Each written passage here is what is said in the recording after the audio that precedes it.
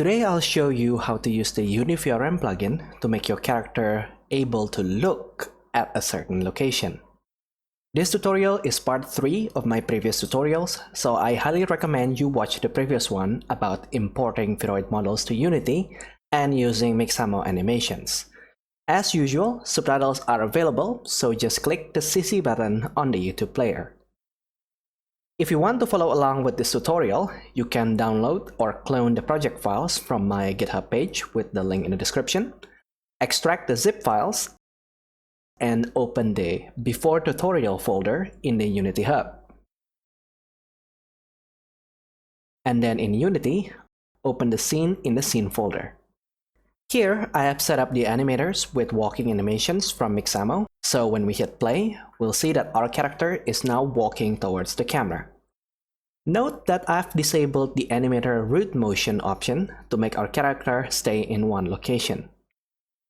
Before we get into eye tracking, let's add the VRoid blinker component to our model by selecting our character object in the hierarchy window, scroll down, and click the Add component.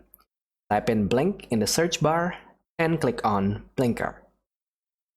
In the new blinker component, we could modify how often and how long the blinking animation should last. I'm just going to increase the blink interval to 7 seconds. When we hit play, we'll see that our character is now blinking every 7 seconds. Nice! Now, to enable eye tracking, first we must create a target object for our character to look at. You could choose any object or shapes, but let's keep it simple for this tutorial. On the hierarchy window, right-click the character object, choose 3D Objects, and click Cube. Rename it to Target. Adjust the size and position of the cube to be roughly in front of the character. You don't have to be precise here. To make it easier to see, let's make the cube red. Right-click on the Assets folder in the project window. Select Create, Material. Let's name it Red. Click on that red material, and in the inspector, change the albedo to red. Then drag that red material from the project window to the cube in the scene. Next, we need to fill in some empty fields in the VRoid components on our character. Click on our character in the hierarchy window. Scroll down the inspector until we find the VRM Look at Head component. Here we can see that target and head fields are set to none, so we're going to fill it. Drag the target object from the hierarchy window to the target field. Then, on the inspector window search bar, type in head and drag the head object to the head field. Next, we need to check for the component VRM Look at Bone applier.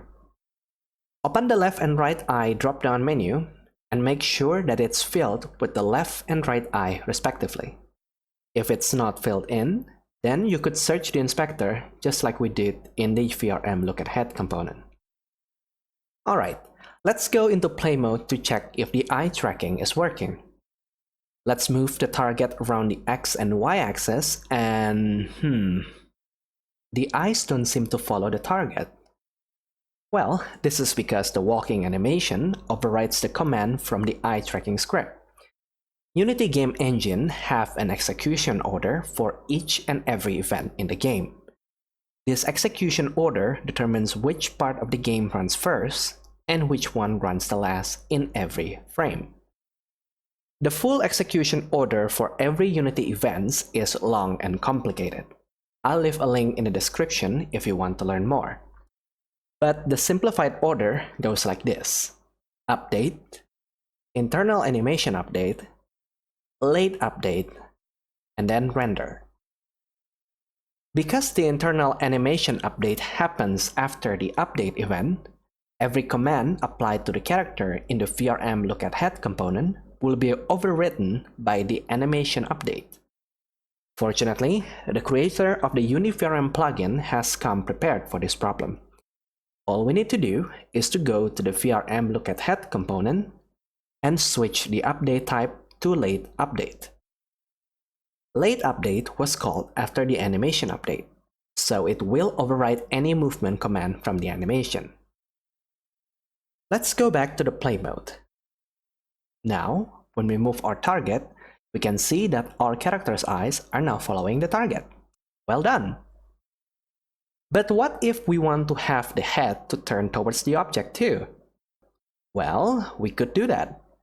In the next tutorial, I'm going to show you how to modify UniVRM plugin so that our character will also turn their head towards the target.